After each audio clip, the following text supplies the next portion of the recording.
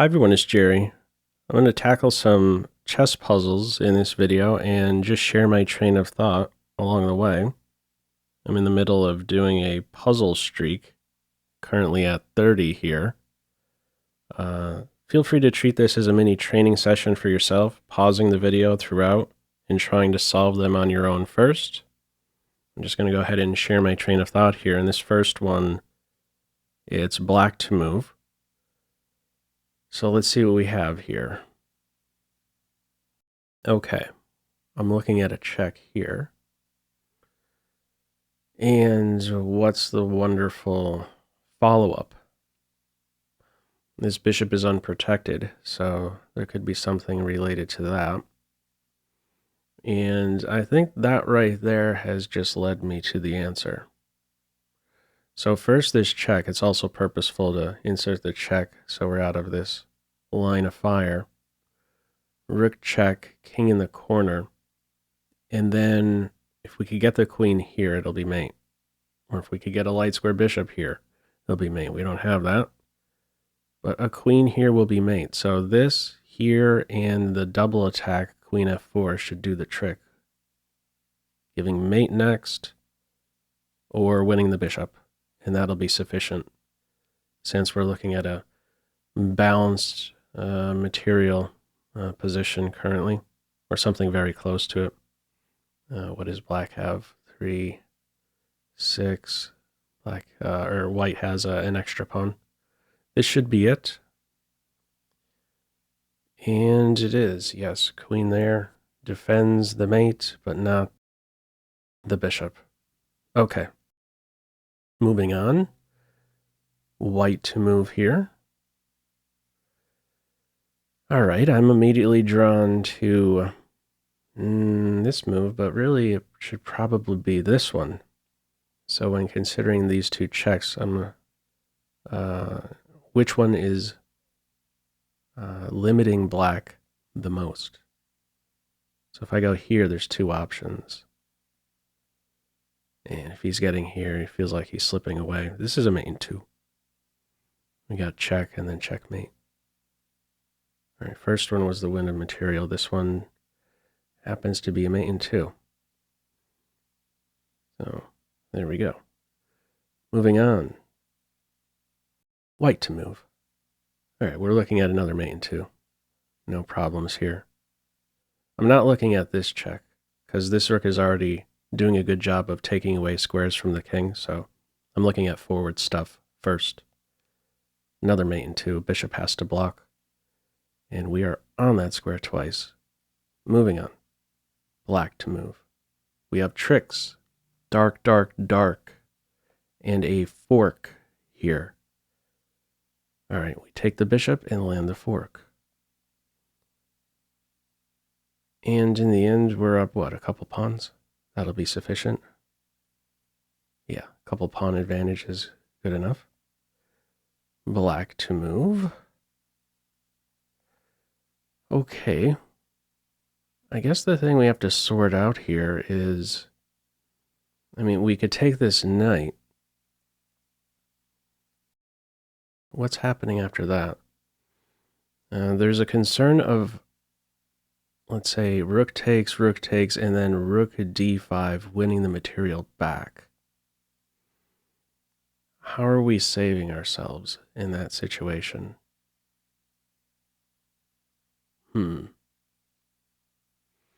It may be that we have to insert some f4 move to try and disrupt the bishop. So this takes. This is the only try to really test out here. Rook d5, hitting those 2 points. We don't have rook down to c1 because the bishop is there controlling it. So we get that exchange. Rook d5. I believe in that position with our bishop on e5, we can be disruptive with this pawn push. If our bishop is captured, we take the bishop, and at that point there would be no time to take this piece because we would have mate on the back rank. So it should be something involved with the back rank. No flight square for white. Just trying to anticipate what that follow-up move will be after this and f4. Bishop actually doesn't have many options. So I guess maybe bishop to d2. Bishop d2.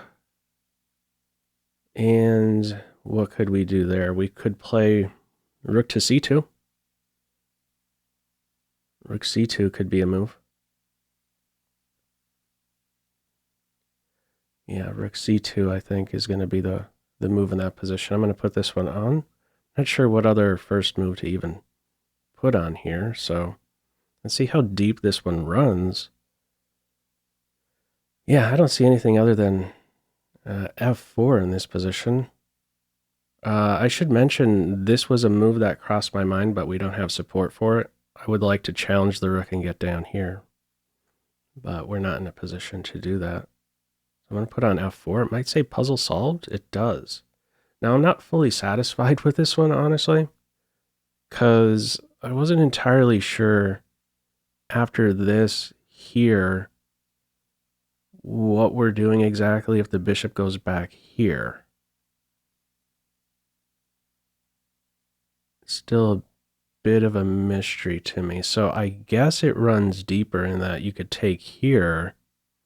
After rook takes bishop, you go in for this move. And the rook isn't here to support the bishop. And if the king steps over, we take advantage of the pin. Just a little bit curious here if that's how it would have played out if it ran deeper. So this is where the puzzle ended. If bishop here, rook c2 was the way. And in the event of bishop here, we have multiple wins. Okay, yeah, this didn't cross my mind, but yeah, bishop b2 would have been one way to follow up. All right, in any event, the right idea, f4 being that final only winning path here. All right, moving on. Endgame land.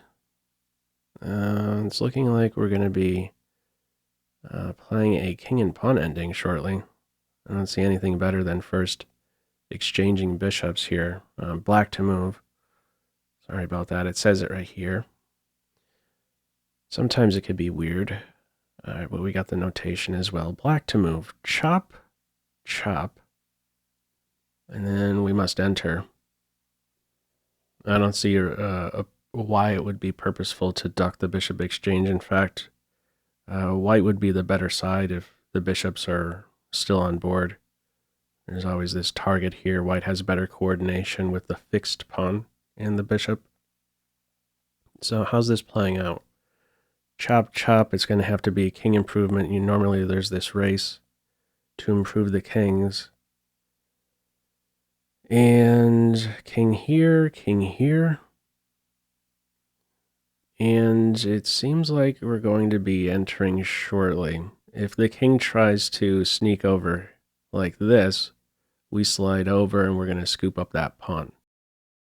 So, whoops, chop, chop, king f3, king here, and if this pawn steps up, we have this idea, h5. Next, trying to influence the pawn, and we're trying to grant our king access to this square. I think that's the way. There may be a move where you have to flick in a5 in some line, but I'm almost certain you have to start with that capture and immediately try to improve the king once more. I'm not seeing any benefit here in pushing pawns. If we push a pawn here after this, pawn controls this square. The king could always bounce to these two and continually stop our king from advancing like this. So we must continue to improve the king here. All right, and that's as far as this one goes. Once more, not entirely satisfied with this one. So after this here, let me just see what it's saying after this move here. Is h5 away? It is not correct. this idea was not on point at this stage. Wow. Actually turns out a5 is a draw. After this, here, we go nowhere. Wow. This one's deeper. So you have to go with a5? Yeah, if we could get our king here, we're going to be able to approach that pawn. Oh, wow, that's sneaky. It's also pointing out just one step here. And then next up, h5. Yeah, time sensitive.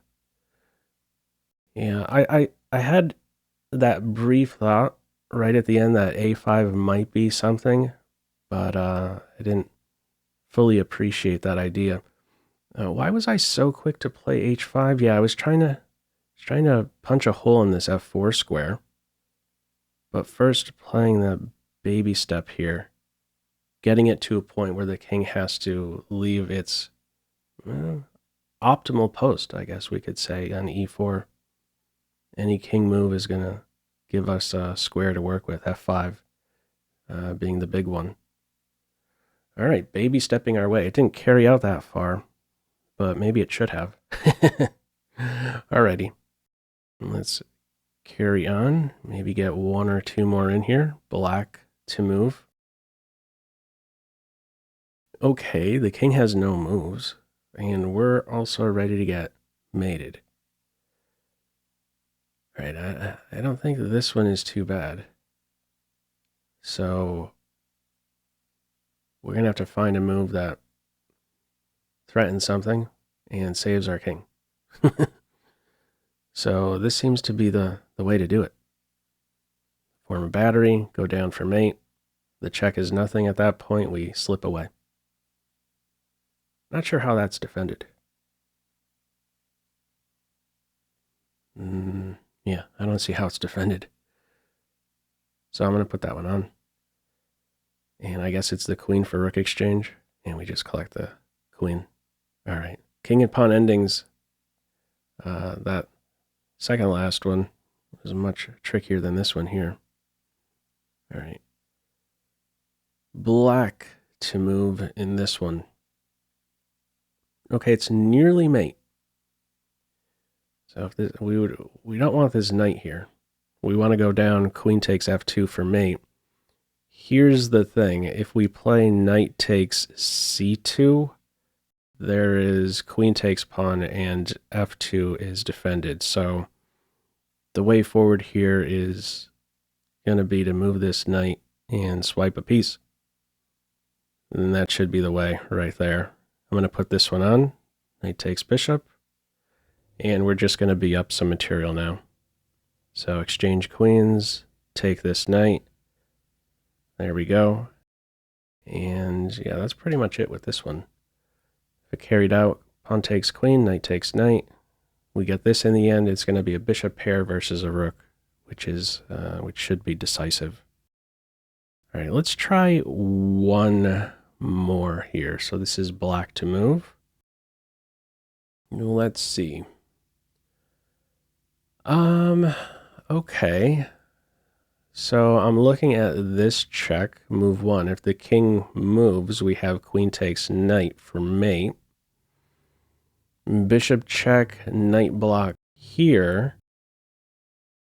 Okay. We got a lot of stuff on dark squares, so there's going to be a follow-up fork. Bishop check, knight block. We take the queen, knight takes, and then in the end, bishop takes knight with the fork here, and we're going to win some material. So let me go ahead and put this one on. Chop the queen. And this one goes no further. We're just going to be winning material shortly. So, all right, I'm going to call it quits right there. Feel free, as usual, to leave any feedback to this video in the comment section below. I hope you enjoyed it and maybe took a thing or two away. That's all for now. Take care.